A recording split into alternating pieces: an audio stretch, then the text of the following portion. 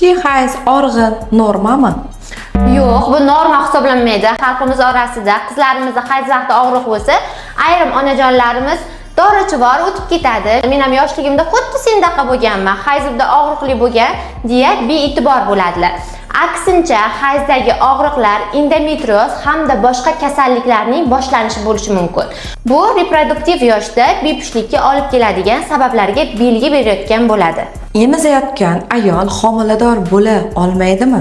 Yo'q, bu ham mif, yolg'on hisoblanadi. Emizish har doim ham homiladorlikdan saqlanish usuli hisoblanmaydi. Tajribamizda shu vaqtgacha emizayotgan ayollarimizda ham homiladorlik kuzatilgan. Ovulyatsiya doim hayzning 14-kuni bo'ladimi? Yo'q, bu ham mif hisoblanadi. Har doim ham ovulyatsiya hayzning 14-kuni bo'lmaydi. Ba'zi hollarda hayzning 9-10 kuni, ba'zi hollarda esa kech ovulyatsiya hayzning 19-20 kunlarida ham ovulyatsiya bo'lgan holatlarni ko'rganmiz. Yuqoridagi miflardan qaysi biri sizning hayotingizda uchragan? Kommentariyada yozib keting.